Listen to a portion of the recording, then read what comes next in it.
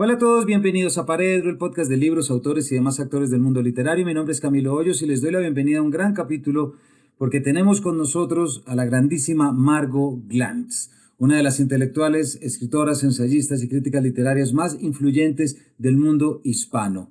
Margot Glantz nació en Ciudad de México en 1930, autora de libros fundamentales como Las genealogías, El rastro e historias de una mujer que caminó por la vida con zapatos de diseñador.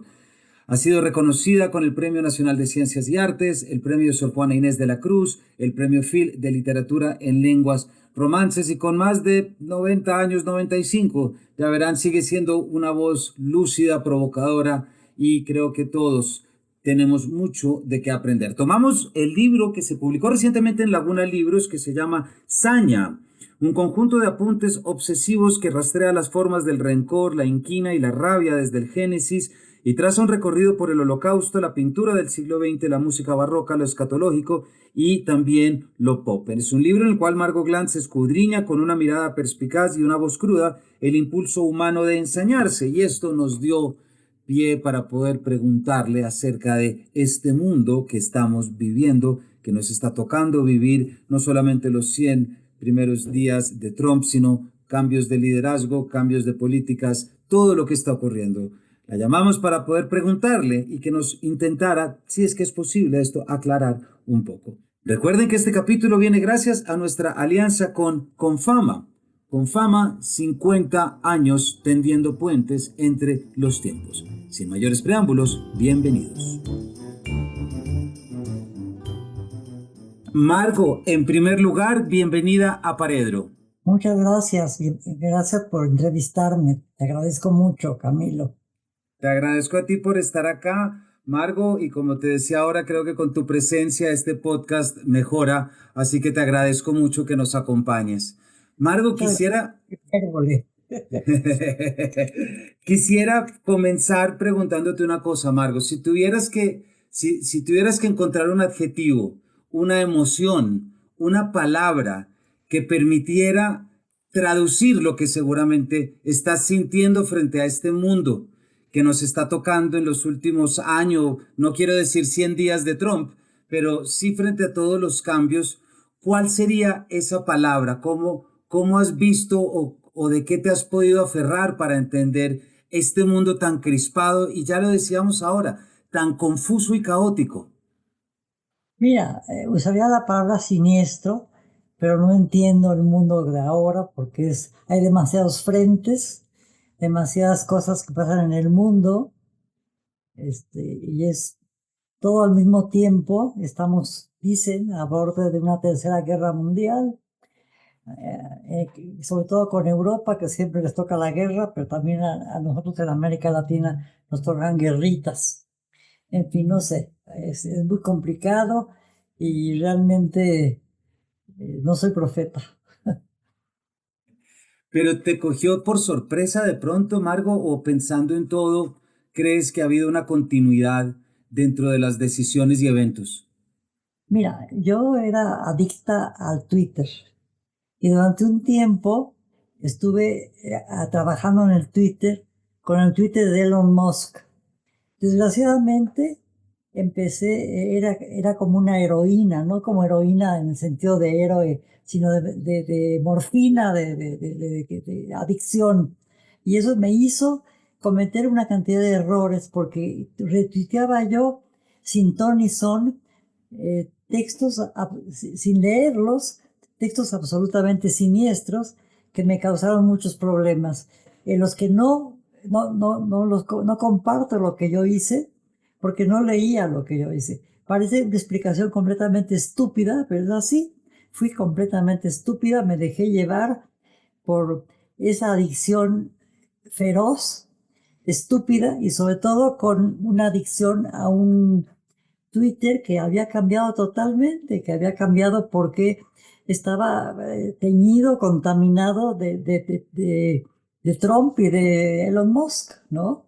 Entonces metí la pata como pocas veces en mi vida. En realidad tengo 95 años, puedo meter la pata ya a estas alturas, ¿verdad? Pero en fin, la metí. ¿Y crees que de pronto eso forma parte de los nuevos sistemas que estamos viviendo, que son más prestos a que podamos meter la pata y cometer errores de comunicación e información? Mira, yo escribí un libro que se llama Y por mirarlo todo nada veía, que es un verso de Sor Juana Inés de la Cruz en Primero Sueño. Es un verso que corta el poema, porque ella primero está buscando la explicación de lo que es el universo, el principio primero, etcétera, y de repente se da cuenta que está mirando demasiado. Dice, y por mirarlo todo nada había, ni discernir podía. Y yo escribí un texto que trataba yo de hacer una especie de poética y crítica del Twitter. Y a la mera hora acabé cayendo en la misma trampa que el Twitter me ponía, a pesar de que yo estaba bastante lúcida frente a los peligros de esa red social, que como todas las cosas nuevas, tiene elementos muy positivos y elementos muy nefastos. Ahora últimamente se ha vuelto mucho más nefasto porque se presta a que los resentimientos afloren y dejen de pensarse realmente las cosas. Es demasiado automático la contestación al Twitter, y entonces uno se queda con noticias muy breves, muy fugaces, muy incompletas, el problema de la fake news, etcétera. Y yo trataba de hacer una crítica de eso y acabé cayendo en eso. Entonces, como que la banalidad, porque es una gran banalidad de Twitter, porque te da te explica las cosas de una manera muy inmediata, muy falaz, muy, in- que con la mitad de verdad, la mitad de falsedad, y demasiado rápido, y entonces uno se engancha. Es decir, y a pesar de que trataba yo de hacer una especie de la anatomía de lo que era el Twitter, me volví parte de esa anatomía. Y creo que por lo que estás diciendo de las características de Twitter, se puede ya ahí entender algo del libro que precisamente publica Laguna y que sale, ¿cierto? Lo que es saña y lo que es ensañarse y ese recorrido que haces histórico buscando, no desde la rabia, no desde el odio, pero de eso, ensañarse con algo. Yo siempre he escrito de manera fragmentaria y creo que el Twitter en sí mismo me producía una adicción porque está muy vinculado con el fragmento. Mis textos son siempre fragmentarios, como puedes ver en Saña. Son textos breves que aparentemente no tienen conexión entre sí, pero que la conexión es absolutamente obvia si se lee con cuidado, porque es la idea de la hazaña, de lo encarnizado. Es decir, encarnizarse tiene un valor ambivalente. Al mismo tiempo es muy positivo porque encarnizarse es lograr algo, porque uno pelea por algo, pero al mismo tiempo encarnizarse tiene un significado muy nefasto, muy desagradable. Tiene que ver con el odio, con la crueldad, con el chisme, con la calumnia y al mismo tiempo también enfrentar cosas como el holocausto, y yo digo, no lo enfrento en el libro porque todavía no pasaba, pero con lo que está pasando ahora, por ejemplo, entre Palestina y Israel, ¿no? O lo que está pasando con Putin en Ucrania y Zelensky, ¿no? Y lo que está pasando ahora de una manera tan violenta y tan rápida con Trump en los Estados Unidos, ¿no? Eso no quiere decir que acepte muchas de las cosas que están pasando ni en Palestina ni en Israel, ¿no? Siento que, bueno, es decir, pregúntame más. Pero creo que sí, sí quiero tomarlo desde donde lo estás diciendo, Margo, porque si pensamos y nos detenemos un momentico, y esto lo quiero pensar desde lo cultural, por supuesto, político y todo, eh, y tomando la idea de encarnizarse con algo y de tu libro, Saña, parecería que estos 100 días de Trump han sido un ensañamiento frente a unas políticas específicas que llevábamos viviendo unos 8 o 10 años. Aparentemente, una forma de hacer política o de ejercer un liderazgo forma parte de eso, del ensañamiento. Y hay una réplica positiva de parte de las multitudes. Claro, digo, es decir, ha bajado muchísimo el nivel de popularidad de Trump está, está, está como lanzando las últimas patadas de ahogado, para usar esa frase completamente banal y canónica, porque está, no, es decir, siente que el mundo blanco tradicional de los Estados Unidos está en gran crisis. Entonces él se levanta como violentamente y sobre todo contra los inmigrantes, porque piensa que son el punto débil de los Estados Unidos, la inmigración, sin tomar en cuenta que él mismo es producto de la inmigración. Su esposa es un inmigrante, sus padres fueron hijos de inmigrantes, sus dos esposas han sido inmigrantes, etcétera. Y sin embargo, ahora, por ejemplo, leí una noticia que han encarcelado, bueno, que han demandado a una jueza en no sé dónde qué estado, porque dicen que hizo un error fatal, una decisión fatal jurídica en relación con un inmigrante. Y está también todo el problema de los inmigrantes que ha enviado a El Salvador, a un país tan siniestro, bueno, El Salvador no es siniestro, pero está gobernado por un tipo siniestro. Hay que ver las cárceles de Bukele para enloquecer, solo de ver el amontonamiento de seres absolutamente indefinibles, porque todos parecen la misma cosa, ¿no? Hay una uniformidad del encarnecimiento de la hazaña en Bukele, que también se representa de una manera mucho más violenta y universal en Trump, ¿no? Entonces, no sé, creo que estoy diciendo muy mal lo que pienso, pero en fin, más o menos me entiendes. A pesar de que decías de lo de la baja, que no, te decía que entiendo perfecto lo que vas y hay algo que me sorprende y quisiera preguntarte si lo ves así, es que parecería que este ensañamiento ya forma parte de una conducta ética y política frente al otro. Digamos, en Estados Unidos siempre ha habido ese supremacist. Digo, el que haya ganado Trump implica eso, pero también implica la posición de Elon Musk que compró con dólares, ¿no? Es decir, pero todo el mundo lo dice, Zuckerberg, Amazon, etcétera, son los que están gobernando ahora Estados Unidos y Trump es una especie de marioneta, ¿no?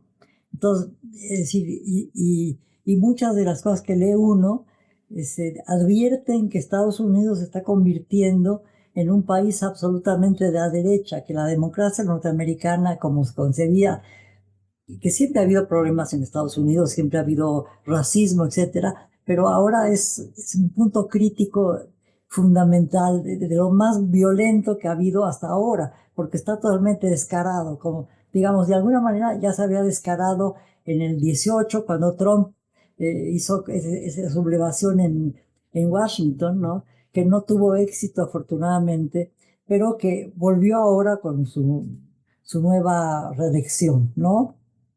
Entonces, digamos, es decir, también estamos viendo como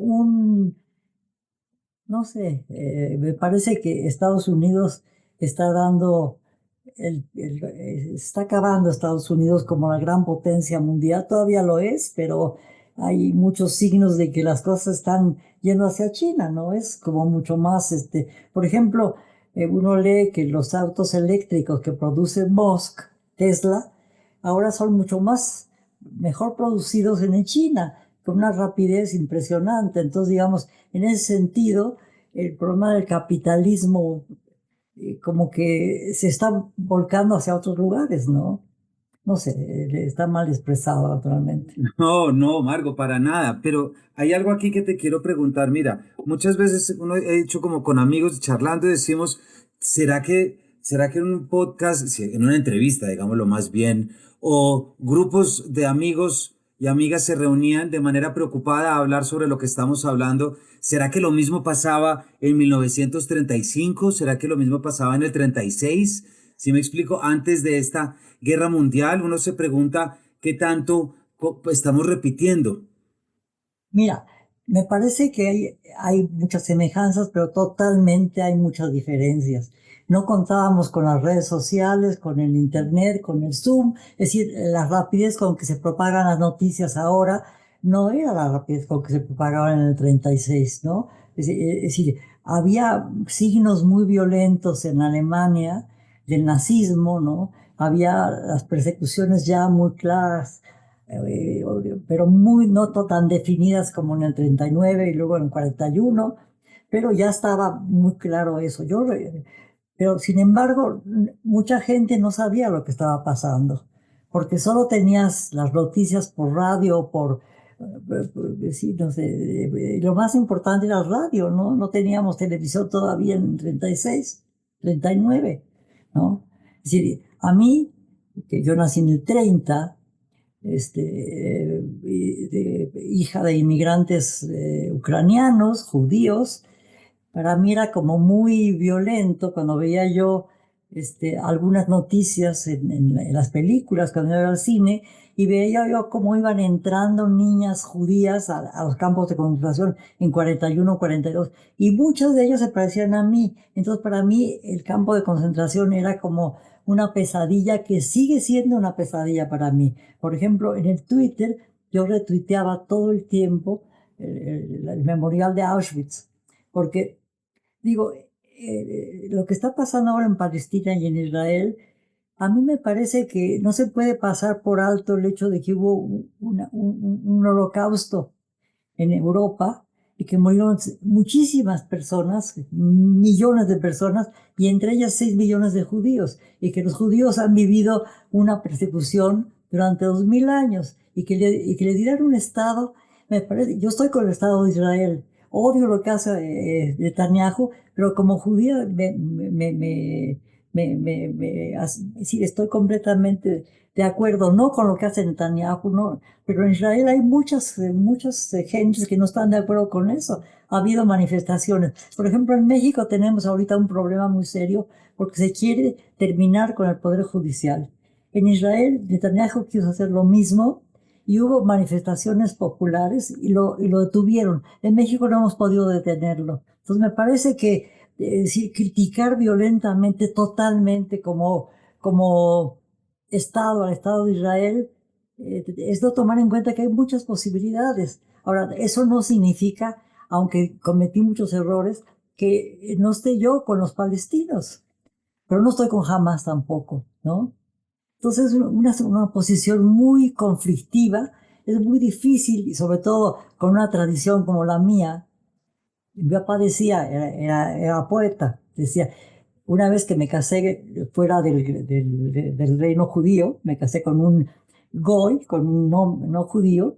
Mi papá me dijo, que fue una cosa muy teatral, puso un cuchillo y me dijo, el judaísmo no es una religión, no es una tradición, no es una cultura, es un martirio, y se regaló.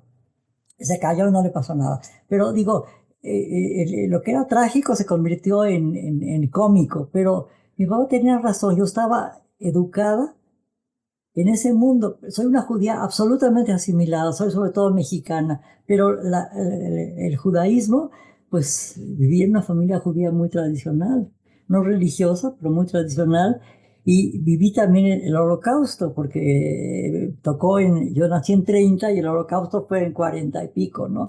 Entonces, digamos, es una situación muy difícil porque implica algo visceral, ¿no? ¿Y tú crees, Margo, que esta dificultad de la que estás hablando, tú crees que en realidad estamos abocados a un cambio determinante frente a que ya con redes sociales todo va a ser nuevo, todo va a ser distinto y no tenemos modelos desde los cuales poder imaginar? Te iba a preguntar, por ejemplo, si recuerdas algún otro momento, por supuesto el que nos acabas de decir, pero si recuerdas algún otro momento que tú hayas vivido en las que hubieras sentido esta misma crispación y confusión que después se haya resuelto o no. Pero el estado es lo que me interesa, ese momento que atenta contra nuestra salud mental, contra la confianza, contra la esperanza, etcétera, etcétera.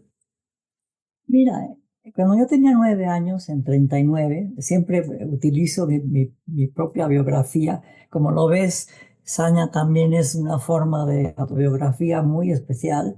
Este, Exactamente. tenía 9 años, había grupos nazis en México y mi padre tenía un aspecto muy judío, era absolutamente, se parecía mucho a Trotsky.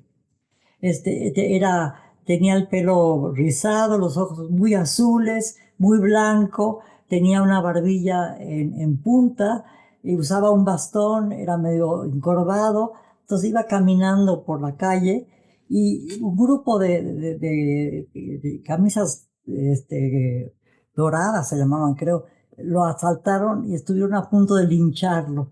Afortunadamente pasó el hermano de Siqueiros, que era un hombre muy alto, muy fornido, agarró a mi padre, lo salvó y lo metió a la tienda de mi mamá, que era una sombrerería, guantería, en una época en que las mujeres usaban sombrero y guantes, ¿no? Entonces, pudo salvarse, le echaron piedras, rompieron los cristales, mi padre tuvo muchas heridas y luego llegó a mi casa herido con una cantidad muy grande de otros judíos, porque también los manifestantes habían ido a otros comercios judíos y habían tratado de cometer pues linchamientos, ¿no? Entonces, para mí, ese es un momento muy crucial en mi vida. Mi padre inmediatamente se fue a Estados Unidos porque tenía cuatro hermanos en Estados Unidos que habían emigrado por pogroms de Rusia en el 5 y en el 17. Entonces, vivían en Filadelfia, tenía cuatro hermanos allí. Entonces, se fue a refugiar a Filadelfia. Y además, mi padre, como era poeta, era muy conocido en Nueva York, con los poetas judíos de Nueva York. Entonces, estuvo 6 meses fuera. Cuando regresó, y lo cuento yo en un libro que se llama Las genealogías, se había rasurado la barba y parecía más normal, se veía más joven, se parecía menos a Trotsky, etcétera, ¿no? Pero ese acontecimiento fue muy violento en mi vida y quedó como muy marcado. Es decir, a pesar de que yo he sido absolutamente una mujer no relacionada con la comunidad judía, porque soy muy asimilada, pero al mismo tiempo soy una persona muy ligada a una tradición, a pesar de que no, también a la tradición mexicana, muy ligada. Me he dedicado toda la vida a trabajar sobre literatura mexicana, sobre Sor Juana, sobre las crónicas de la conquista, etcétera, y sobre el siglo XX y XIX de México. Así que soy una especialista en cosas de México, pero al mismo tiempo tengo una tradición judía, no queda otra. Entonces, como ambivalente, porque estás en un momento muy álgido en que de alguna manera los judíos al tener un Estado se vuelven en victimarios y no en víctimas. Entonces hay un elemento muy importante en Netanyahu que es absolutamente criminal, es muy parecido a Trump, ¿no? Digo, lo cual muestra que en última instancia cualquier gente, sea judío, mexicano o colombiano, puede ser siniestro, ensañarse, ¿no? Es decir, yo creo que la hazaña es un sentimiento universal, ¿no? Entonces me parecía como importante explorarlo. Para nuestra audiencia, estamos hablando con Margot Glantz. No olviden que este capítulo viene gracias al apoyo y la alianza que hemos desarrollado con Confama, la Caja de Compensación Familiar de Antioquia. Bibliotecas Confama, 50 años tendiendo puentes entre los tiempos. Margot, acabas de hablar de una novela, de un libro, perdón, sobre el que te quiero preguntar, que es precisamente las genealogías. Las genealogías cumple prácticamente 40 años, 41 años de haberse Sí. publicado. 50, perdón, ahí está la suma de los la suma de los literatos. Perdón, 50 años. Es, tú te has referido y nos lo acabas de decir a los que son los problemas migratorios, te has referido en múltiples ocasiones a lo que es la migración también. ¿Cómo es tu relación en este momento con ese libro, Margo? ¿Cómo han pasado los años y tu relación y tu amistad con este libro en particular? Mira, lo escribí en un momento en que justamente recordábamos mi madre y yo, fuimos al cementerio porque se murió, asesinaron a un primo político mío y en el camino al cementerio con mi madre recordamos el fallido linchamiento de mi padre. Entonces, eso me hizo escribir un texto. Yo era colaboradora semanalmente de La Jornada, de Uno Más Uno, un periódico anterior a La Jornada. Escribía cada 15 días y entonces escribí la versión de mi padre sobre ese acontecimiento y luego escribí la versión de mi madre sobre ese acontecimiento. A partir de ese momento pensé que era muy importante darme cuenta quiénes eran mis padres, porque mis padres eran mis padres, era una cosa absolutamente normal, visceral, etcétera, pero yo no sabía cómo era exactamente la vida de mis padres antes de emigrar a México. Entonces decidí instalar una especie de diálogo, de conversaciones semanales con ellos para que me contaran sus vidas antes de venir a México. Porque mi madre había vivido una vida mucho más tranquila, menos precaria, mucho menos precaria que mi padre. Mi padre había nacido en un gueto, mi madre vivía en Odessa, pero ambos habían experimentado el problema de los pogroms. En el gueto de mi padre hubo varios pogroms, eh, primero con los cosacos y luego cuando triunfó la revolución socialista por los blancos y luego los rojos. Entonces mi padre tuvo que emigrar, recorrió varias ciudades, provincias de Rusia y acabó en Ucrania, en Odessa. Y ahí conoció a mi madre. Se enamoraron y cuando empezó el estalinismo, un tío de mi madre, que era funcionario del régimen soviético, le dijo a mi madre, yo creo que mejor se van de Rusia, de la Unión Soviética, porque las cosas están pintando mal. Entonces en ese momento mi padre decidió que iban a emigrar a los Estados Unidos con sus hermanos. Entonces, todo eso me lo contaron cuando escribí las genealogías. Lo iba yo publicando semanalmente por fragmentos también, según las entrevistas, en el periódico Uno Más Uno, y como a la quinta entrega, decidí que le iba a poner las genealogías. Y luego, cuando hice como 70 fragmentos, un amigo que acababa de armar una editorial que se llamó Martín Casillas, me dijo, ¿por qué no publicas un libro con nosotros? Yo no había publicado más que ensayos, no había publicado nada de ficción. Había publicado, fue una ficción que yo tuve que pagar a cuenta de autor, pero no había publicado nada por una editorial. Entonces, me dijo, bueno, te publico un libro. Entonces dije, voy a publicar las genealogías. Pero permíteme un momento, porque en ese lapso me invitaron a un congreso a Hungría. Entonces decidí de Hungría irme a la Unión Soviética, porque yo todavía tenía muchos parientes de parte de mi madre. Entonces yo quería conocer cómo era Ucrania, cómo era Odessa, los escalones famosos de lo de acorazado Patiomkin, decir, y conocer a mis primos hermanos que no los conocía yo. Y llegué y bueno, mis primos solo hablaban ruso, uno hablaba medio inglés, y yo hablaba muy mal yiddish, ellos hablaban también muy mal yiddish, pero una prima hermana tenía retratos de mi hermana y yo cuando éramos niñas, nos abrazamos, nos besamos, entonces digamos fue más bien lloramos, etcétera, que fue una cosa emocional más que racional, ¿no? Entonces cuando regresé a México publiqué esas experiencias que tuve en la Unión Soviética y terminé el libro y se publicó el libro, ¿no? Que fue en 1981, cuando mi padre estaba a punto de morir. Así que es un libro muy impresionante para mí porque es por un lado la historia de mis padres, mi historia personal también porque nací con esos padres y luego pues la muerte de mi padre que era muy cercano a mí. Era bueno, los padres son cercanos, pero yo especialmente éramos cuatro hermanas y yo era la preferida de mi padre para desgracia y para felicidad. Entonces, el hecho de la muerte de mi padre fue una catástrofe para mí y el haber podido publicar las genealogías y que mi padre estuviera todavía vivo fue muy importante. Murió a los 3 meses, ¿no? Ya estaba muy deteriorado, tenía medio demencia senil, pero algo entendía cuando presentamos el libro.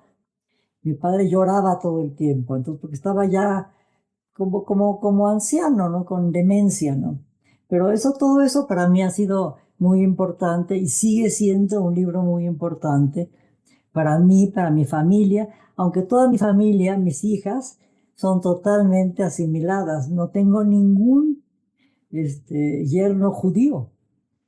Mis hijas tienen, es decir, tengo un nieto que se parece a mi papá, pero por lo demás todos son mucho más nacionales, como decía una cuñada de mi hija mayor. Este niño no es nacional, decía, porque tenía ojos azules. En fin, así es la vida. Estoy muy autobiográfica, perdóname, ¿eh? No, al contrario, gracias Ya por son, contarnos eso, Margo, para nada, no te tienes que disculpar, yo feliz de escucharte acá. A mí me parece que es un libro que se lee ahorita, a mí me ilumina mucho leer el libro y entender porque tengo a veces la impresión de que dentro de estos movimientos autoritarios que se están generando, dentro de estos cambios de representación de liderazgo, etcétera, se nos quiere vender la imagen de que la compasión es un signo de debilidad y que la empatía es un signo de debilidad y que tenemos que ir fuertes, digámoslo así. Y ir fuertes es tomar decisiones radicales sin pensar en el otro y que nosotros estemos por encima. Recuerdo mucho una entrevista que le hice a Laura Restrepo acerca de canción de antiguos amantes y que en la entrevista ella hablaba de cómo ella aseguraba o decía el futuro todos vamos a ser nómadas, todos vamos a ser migrantes. Lo decía como desde la postura de esa novela. Siento un poquito eso cuando te leo y me hace conectar y creo que es un elemento muy importante para conectar con muchas experiencias que ahorita adquieren unos valores políticos negativos. sí. Bueno, Estados Unidos es un país hecho de migrantes. Absolutamente, ¿no? Se formó por eso. Es decir, existe por los migrantes, ¿no? Primero eran migrantes blancos, etcétera, y ahora por migrantes de todas las nacionalidades, de todos los países. Hay vietnamitas, chinos, judíos, colombianos, venezolanos, rumanos, en fin, lo que sea, ¿no? Entonces es un país que verdaderamente desconoce Trump, haciendo la historia de su propia familia. Pero bueno, Trump es un paradigma más que decir, como que representa demasiadas cosas negativas y ahora está en el poder, ¿no? Entonces, como que es el corolario y el final, de alguna manera, yo pienso, ¿no? Y creo que de alguna manera también probablemente pueda caer, no sé, porque ya hay mucha violencia contra él, hay muchas manifestaciones, hay mucha gente que está en contra, pues, empezando por los migrantes, ¿no? Aunque muchos migrantes tienen miedo de manifestarse porque están en condiciones muy negativas, sobre todo los indocumentados. Hay muchísimos mexicanos. Yo trabajé en universidades norteamericanas como profesora visitante y estuve un tiempo en Princeton, estuve varias veces en Princeton dando clases. Y había muchísimos emigrantes, sobre todo guatemaltecos. Pero en San Francisco, por ejemplo, había muchísimos inmigrantes mexicanos. Y una vez que fuimos a comer a un restaurante con una de mis hijas que vivía en Yucatán, todos los meseros eran yucatecos. Entonces era como una cosa de identidad en la extranjeridad, ¿no? Es decir, es muy importante, ¿no? Y yo daba literatura latinoamericana. Entonces, en español y mis alumnos graduados eran casi todos, con pocas excepciones, venidos de América Latina, ¿no? O de España, sobre todo de América Latina, argentinos, chilenos, peruanos, etcétera. Y alguno que otro poco, una oveja negra por ahí que era gringa, ¿no? Entonces, digamos, Aprove- Aprovecho, Margo, tu mención ya a tus lecciones y a tu labor como profesora. Aquí en este podcast, a mí me gusta mucho y yo sí creo que la literatura puede hacer mucho. Creo que la literatura tiene una capacidad, si podemos generar perfiles de lectura, es decir, poder ayudarle a la gente a entender que la literatura es más allá que palabras, palabras, palabras. Creo que puede ser un vector importante.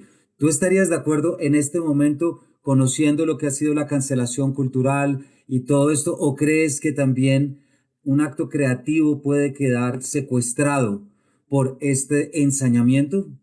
No creo que la literatura en sí misma pueda salvar el mundo, pero lo que a mí me parece muy significativo es, por ejemplo, cuando Adorno dijo que después del Holocausto no podía haber literatura, y surgió Celan, ¿no? Uno de Sí. los más grandes poetas, ¿no? Entonces, digo, y Celan desmintió a Adorno. Además, Celan trató de visitar a Heidegger, que fue nazi. Sin embargo, Celan entendía que Heidegger era el último, casi el último gran filósofo, que de un sistema filosófico muy particular y que era excepcional, a pesar de haber sido nazi y él haber sido hijo de judíos que habían sido asesinados por el Holocausto. Entonces, digamos, sí, no creo que la literatura pueda terminarse, afortunadamente. Y creo que el caso de Celan y el caso de Adorno, que negaba la posibilidad de literatura, es muy significativo. Porque Celan es un grandísimo poeta, un poeta muy hermético, pero un grandísimo poeta que emerge, que escribe en alemán, que es la lengua que mató a sus padres, ¿no? Pero no la lengua es inocente, pero digamos, la lengua en que los nazis mataron a sus padres. Y él escribió en alemán, lo cual es verdaderamente, él no podía escribir en otra lengua a pesar de que era rumano y que y que había vivido en Francia y era absolutamente bilingüe, y sin embargo, él escribió en su lengua materna porque su madre le enseñó alemán desde que era niño. Y a pesar de todo, de que la gente decía que la lengua, como yo dije hace un rato estúpidamente, podía ser un signo de opresión. Y al contrario, para él, la lengua que fue de opresión para algunos fue de salvación para él. Margo, muchas gracias. Ya nos quedan poquitos minutos, pero aquí hablando precisamente con esto que acabas de decir de este ejemplo de Celan que quiere ir a Heidegger a pesar de la letra, nos muestra un ejemplo contrario a lo que es el fanatismo. ¿Tú crees que el ensañamiento se equipara al fanatismo? Yo traté, sí creo que como todas las cosas, la hazaña es positiva y negativa. La hazaña se representa en la violencia, en los asesinatos, en los terrorismos, pero al mismo tiempo yo creo que si uno no se ensaña, lo digo en mi texto, no podría escribir, no podría hacer miles de cosas. Para poder hacer el mundo como lo hemos hecho, has necesitado de saña. Y para destruirlo, ha necesitado de saña también. Entonces, digamos, es como muchas, como todas las cosas, ambivalente. Ahorita estoy leyendo, consultando el I Ching por un problema que tuve por estupidez y encuentro que el problema de lo binario, que parecería lo más elemental, es lo más trascendental. A partir de lo binario en el I Ching, uno puede encontrar miles y miles y miles de respuestas porque es un oráculo y siendo un oráculo es enigmático y uno tiene que interpretarlo. Y lo interpreta de muchas maneras y justamente el I Ching funciona con el yin y el yang, lo positivo y lo negativo. Así que, digamos, yo creo que seguimos en lo mismo, ¿no? Digo, estamos en un límite, una caída en el abismo muy posible, pero al mismo tiempo creo que también podemos salir de ese abismo. Soy bastante, digo, creo que el caso de Celan otra vez es positivo en ese sentido como ejemplo. Y yo creo que con estas palabras que dices y esto del I Ching y la búsqueda de lo binario para comprender, yo sí creo que todo momento oscuro es uno, y esto puede sonar romántico, poético, como la audiencia lo quiera entender, pero sí creo en eso, que los momentos de más oscuridad son aquellos que exigen más luz. Y sí creo que uno puede dos. Eso de pronto pienso en Foster Wallace cuando él habla de la buena literatura tiene que hacer un efecto cardiovascular sobre la esencia de lo humano para destacarlo, para rescatar y destacar lo positivo. Estoy contigo en ese ejemplo de Celan y saber que siempre puede haber luz. y Kafka y Rimbaud y otros que tú también mencionas que a los que no llegamos porque, bueno, nos quedamos sin tiempo. Pero Margot, muchísimas gracias por habernos acompañado. Al contrario, a ti que se puede ver esto en alguna cosa. Es Claro un, que sí, yo te lo envío para que lo veas tanto en podcast como en video. Entonces yo me encargo Ana, que te llegue. lo voy a mandar como una especie de atonement, como dicen, como una expiación muy menor, porque tampoco fue tan grave, ¿no? Pero es una expiación minúscula. Muchas gracias. Margot, muchísimas gracias a ti y a todos ustedes. Gracias por habernos acompañado y nos vemos en una próxima edición de este Paredro.